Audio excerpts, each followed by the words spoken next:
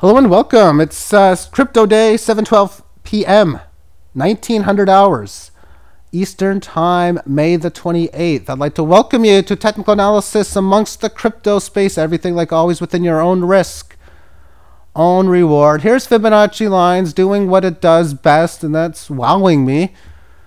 So the 76.4 from this high to this low, obviously resisting, coming back down, a nice little rectangular correction through time amongst these two key Fibonacci points.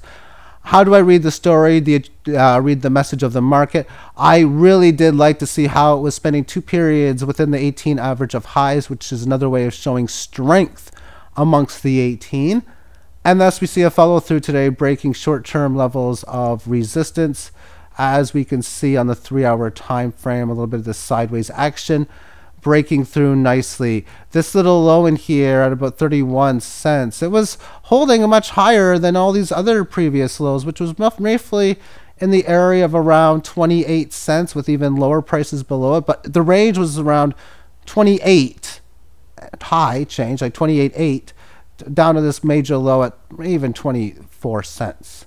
But it held there. It's broken that resistance. It's even gotten by here. This thing has potential for great gains higher. Again, this is against the US dollar. I'm going to show this against 4 different other currencies. The one that I'm opting to trade mine against is against Binance, which is below this high in here, 58.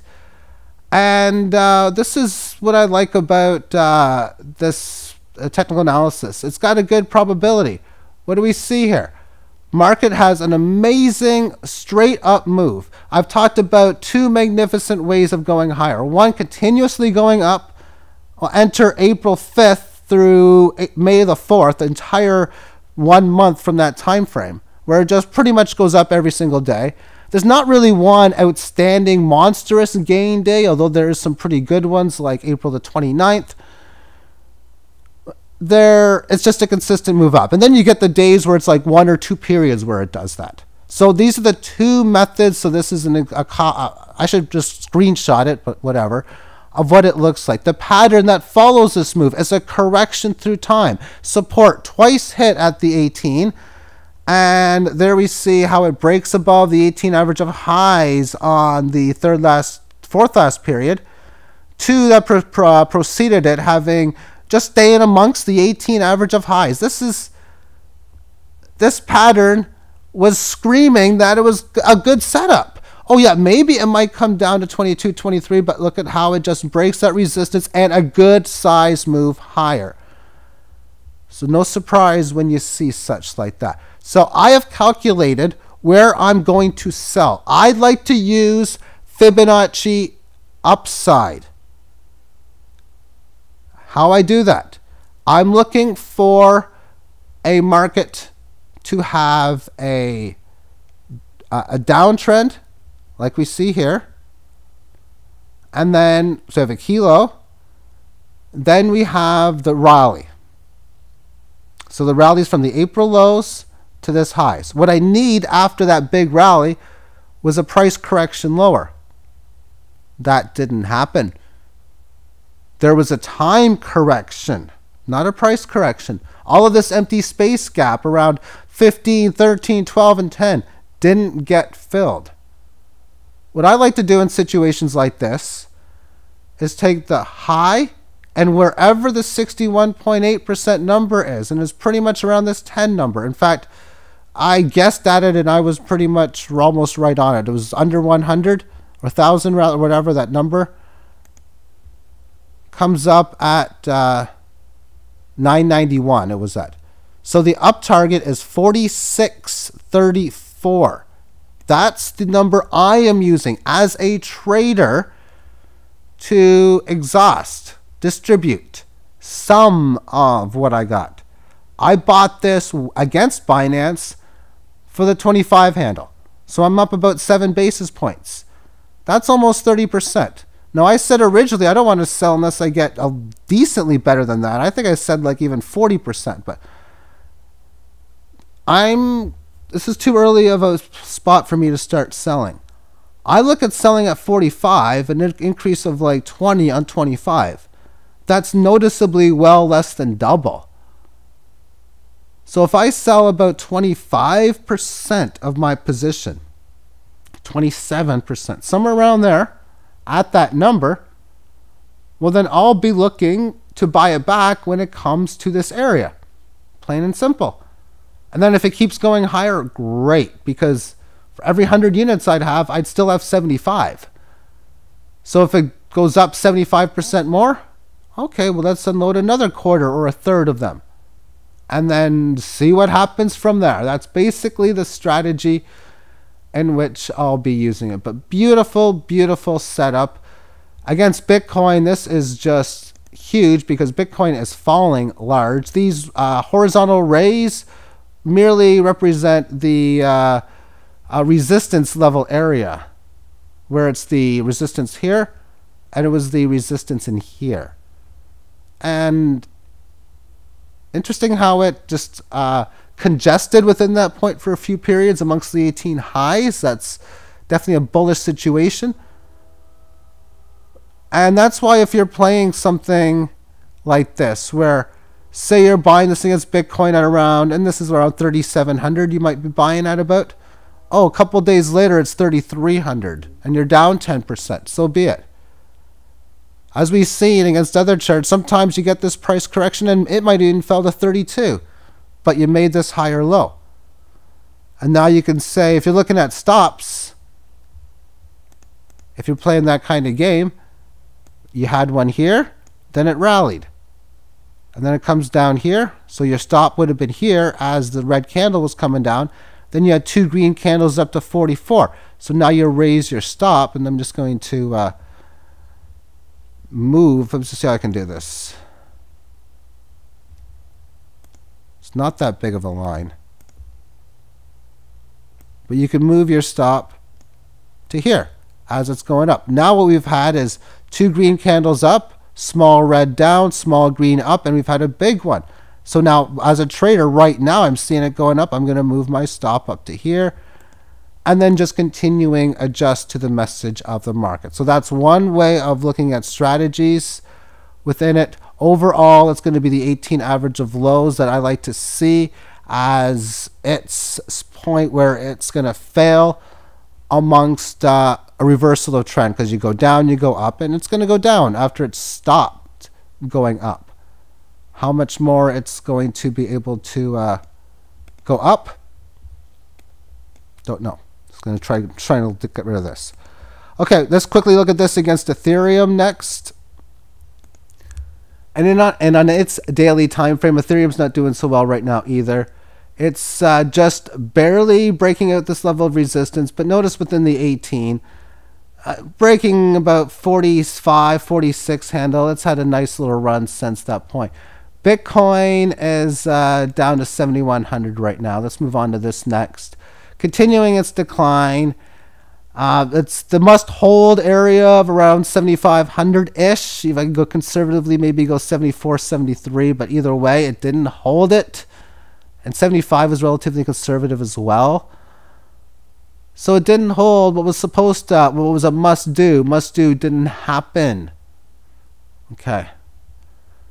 I'm pessimistic that this has a very good chance that there's going to be a good bounce from here at 60, in the 6,000s. I wouldn't be shocked if it has a small bounce. I definitely wouldn't be shocked if it finds a way of correcting sideways through time thereafter, in whichever form, maybe ranging between 6,000 and 7,000, 68, something like that. That wouldn't surprise me either. A move, a break of that support, as I'm talking about, wouldn't surprise me if it goes to 3. And a move there, I would be very excited to state that there's a good mathematical chance you will at least get a very good rally from that point with at least 60, 70, 80, most likely even 100% gains, meaning a move to 6,000. Because the Fibonacci points from the lows below 200 from way back when and the 20,000 highs represent a 23.6 down move at 6,000. This would be the third test of it.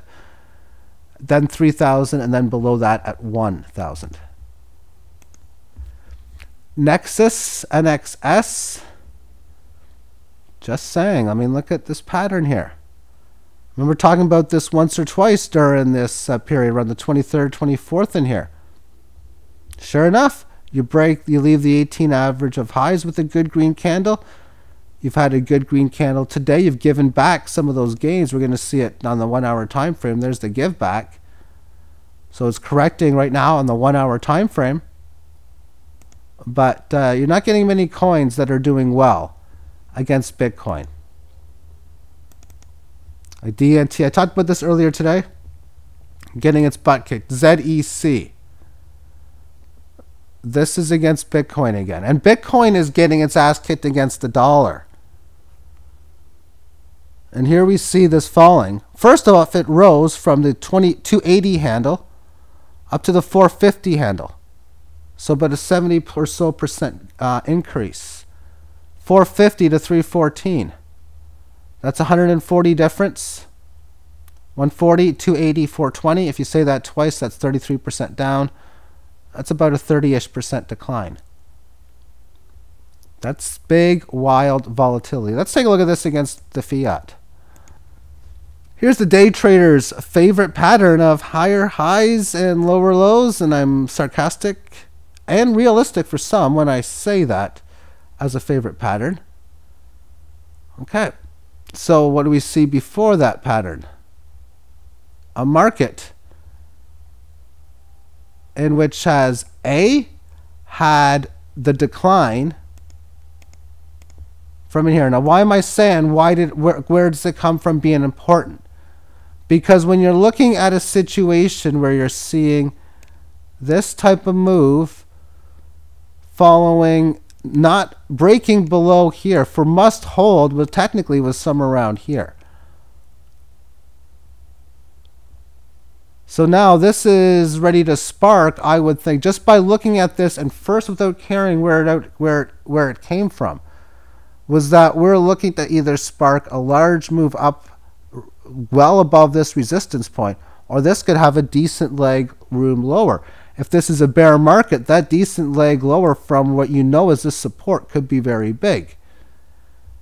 And we've seen this came from a bear market over this period of time. So therefore, that would give you negative statements that you could not only go to this level as a minimum target for an aggressive play, but break below. But where did we come from looking at it from this perspective after? We came from this tremendous rally.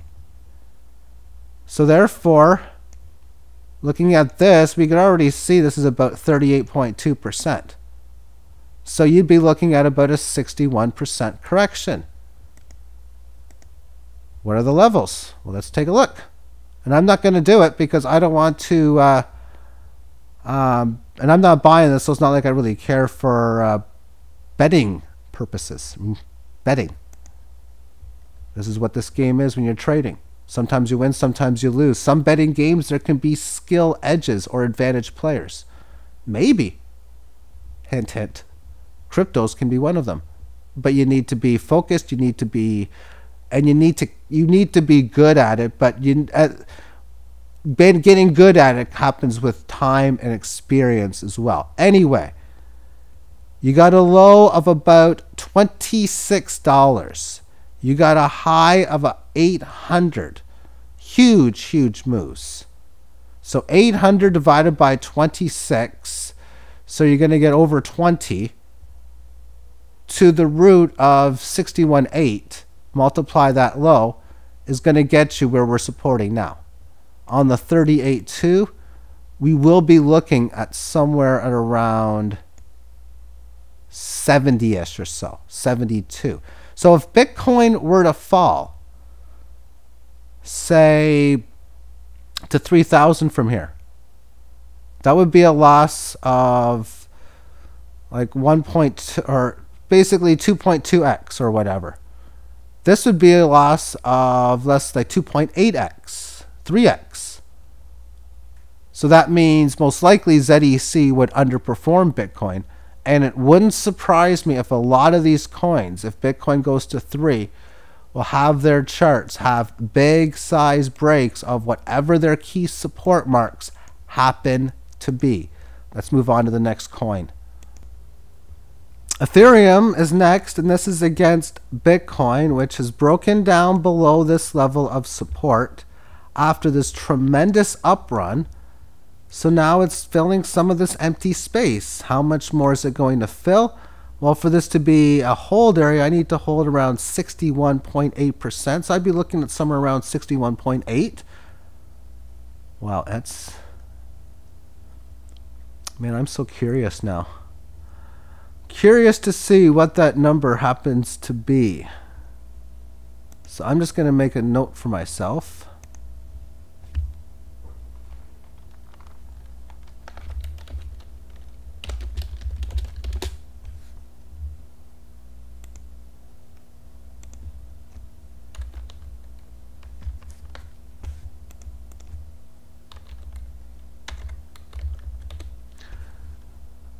Because I just want to see where this number happens to come. We got a high in at 86499, so that's 8650 I'll use.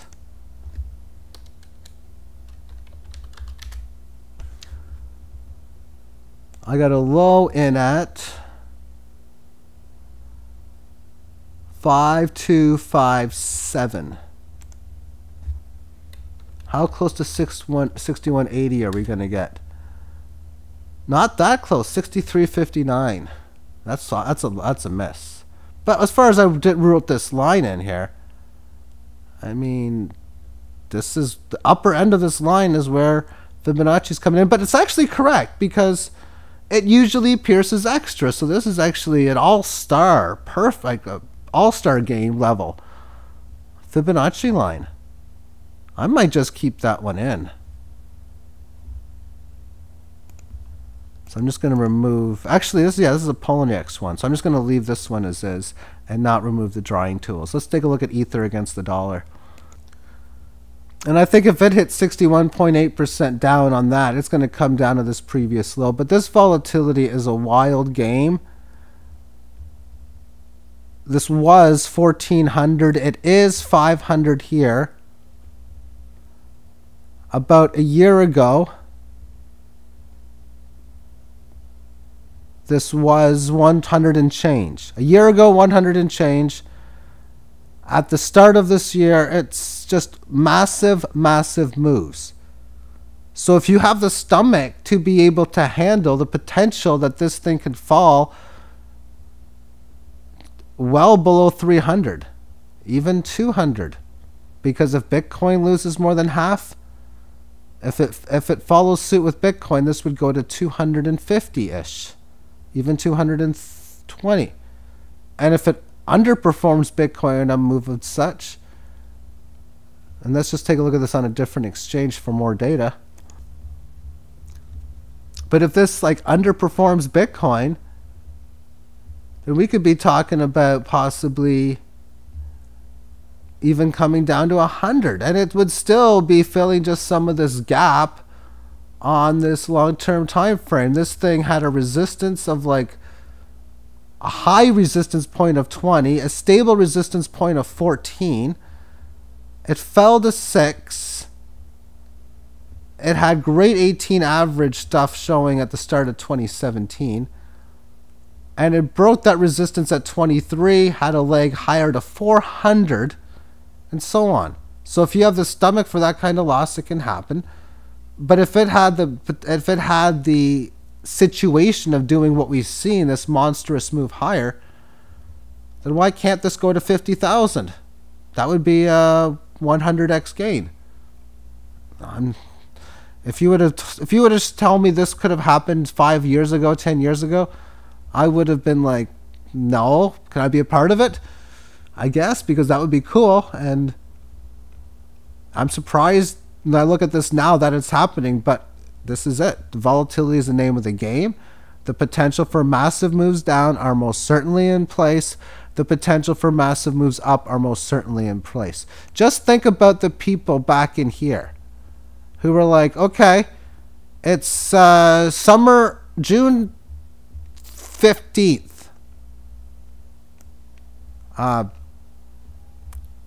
Yeah, right in here. Let's go like this. You're like, okay, I got a tip for you. Oh, what's that? This Ethereum chart. I know it's high. It's $18.29. Yeah, I know. Oh man, would have been nice to buy it under $1. One might say. Yeah, you're right.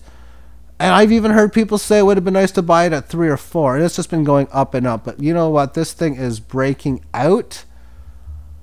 Maybe it's a good time to buy. We got high volume on the up move. That's just a beautiful time to buy. Now, I mean that sarcastically, but in reality, if you know something fundamentally, we're going back in time, you know fundamentally this is going to be good. Well, if you buy and you hodl this, we obviously know what would have happened, but look what would have happened before the great moves.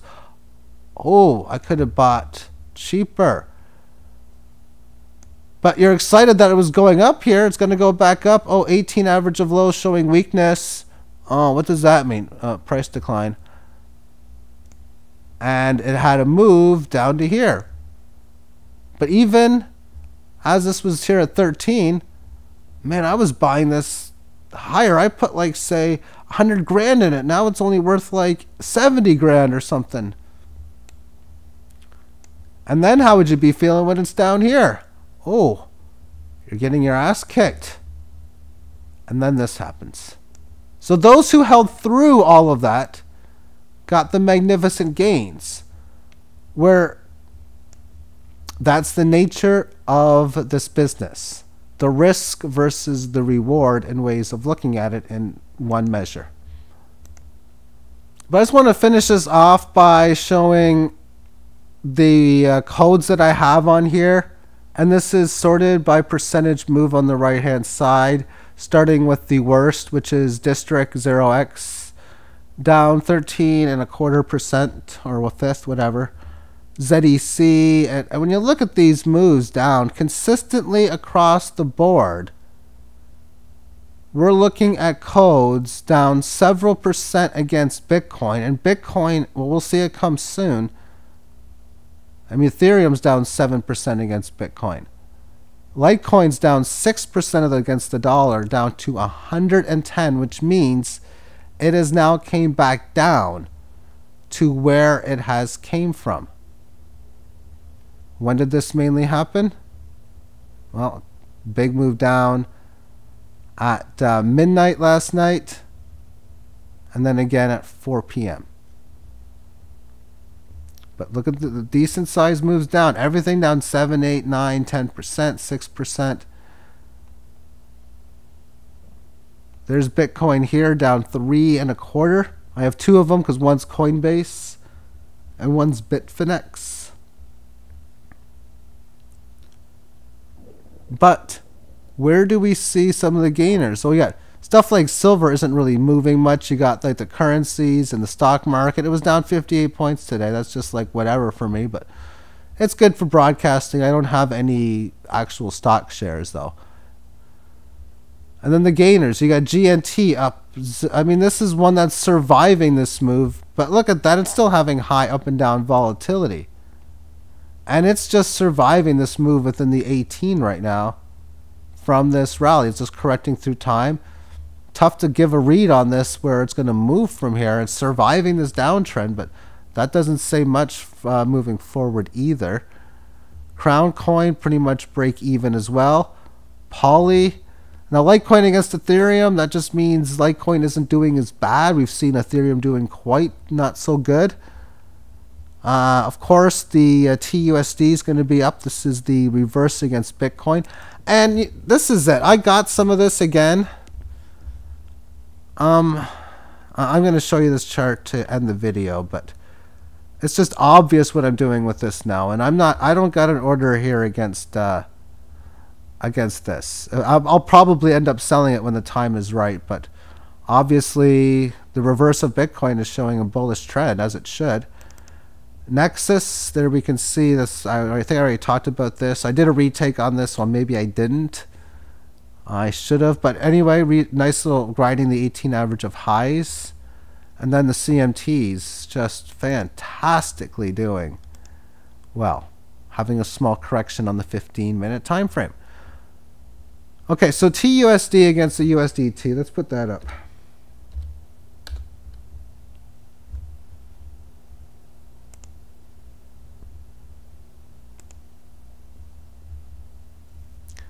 When these two situations happened, what do I do here?